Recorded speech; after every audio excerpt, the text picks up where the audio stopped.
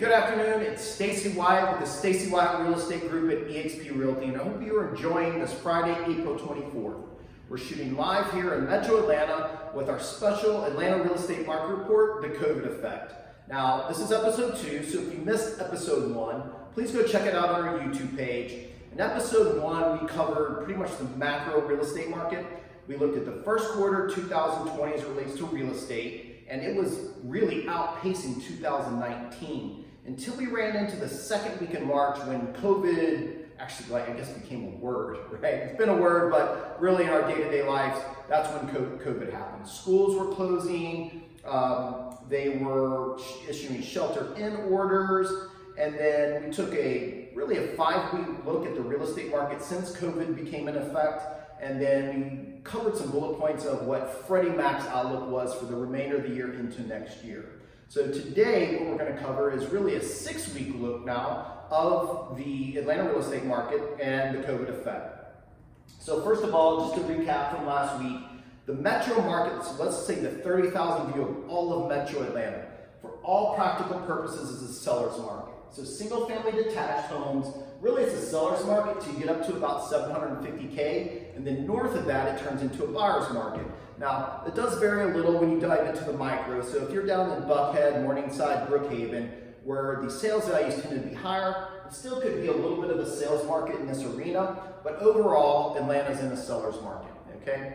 In the single family attached, which is the condos and townhomes, seller's market really runs up to about 500K, and north of that is a buyer's market.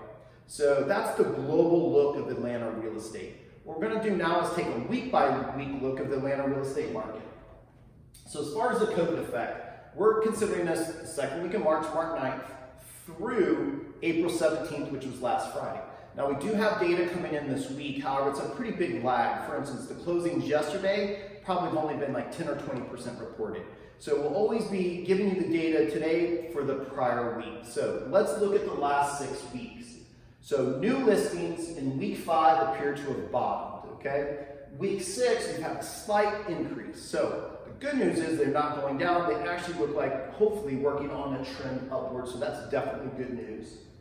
Withdrawals, those are homes that the sellers have said, hey, Mr. and Mrs. Agent, I want my house off the market for one reason or another. The good news is it's pretty much the same year over year and week by week. So kind of like a non-story. Under contracts, this is where it starts getting fun, okay?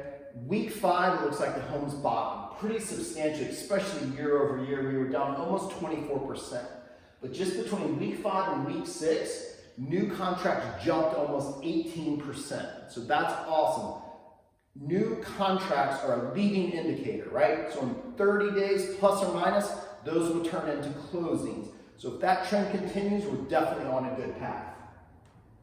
Now, closing report. This is a lag indicator, right? These would have been new contracts 30 days ago, kind of right when we entered this mess. So as we talked, week 5 was the low point, which made sense because, again, 30 days ago when COVID came in, people kind of freaked out a little bit, slowed down, stepped out of the market. Now, week 6, we had a slight increase, about 4%. So another good sign, at least that closings are increasing, okay?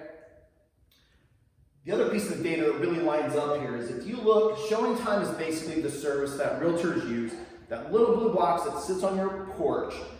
Agents have a key, electronic key that gets them into the house. That data is electronically recorded, and showing time tracks the showings. So in the state of Georgia, from the second week in March to April 7th, showings fell off the cliff. They were down 50% since 2019. Now the good news is, since April 7th, as of April 20th, showings have steadily rebounded, almost a 30% increase since the low of April 7th.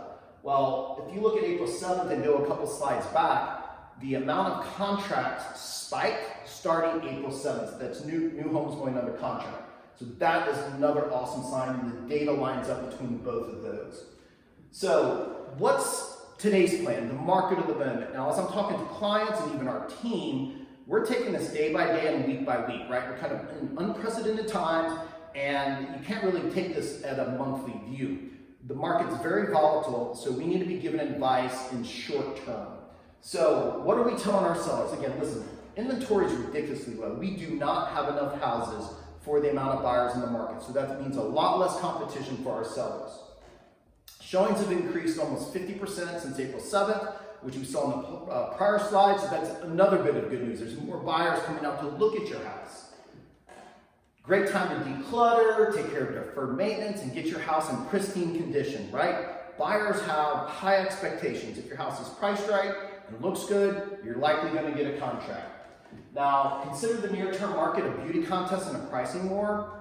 Buyers have expectations. They want to see a house that's well presented, right? And you want them to have that good experience. So you want to be the best looking house on the block or in East Cobb or wherever your house may be located, okay? And then a pricing war. You've got to be very careful over the next 6 months because we're assuming because of COVID, there's going to be a slight decrease in terms of prices. Now, we highly expect that to bounce back next year and prices going up. It's a simple supply and demand. There's not enough houses. There's a demand of buyers. Prices are going to go back up, but over the next 6 months, it's going to be interesting and a little soft, okay? So that's why we're saying, hey, act now and in the immediate. As Georgia gets back to work, we've seen buyer activity increase. Listen, we don't know if we're going to have a rebound, right? If we do and they put another shelter in or activity decreases, you've missed a window. So right now is a really solid window of time to get your house on the market, get it sold, get your equity out, and get on to your next wherever you may be going. And then finally, if you're a little uncomfortable, showing your house in terms of like physical showings, obviously we've deployed the CDC guidelines. We've got gloves, wipes, everything at the house. We're having you leave your doors open in terms of not the front door, back door, like closet doors, so people have to touch less things. Now, if you're really uncomfortable or if you're in that demographic that maybe have a greater exposure to COVID, then we're using technology tools. We'll go into a Facebook Live and record the entire house. You can answer questions to prospective buyers. So that's our advice for sellers. Now, on the flip, for buyers, listen, it's more important than ever. This is good practice in general. We are recommending that all of our buyers go ahead and get all that documentation your lender is going to require, right? W-2s, bank statements, all that stuff. First of all, it's just a good practice because since there is less inventory, and if it's a house that's priced right and looks good, we're still getting multiple offers. So if you want to put your best foot forward and be able to keep your appraisal and financing contingencies down, if you can get pre-approved, right, the lender's fully underwritten your file, you've got a greater opportunity to win that contract. Now, interest rates are ridiculously low, and they're going to continue to be low, okay?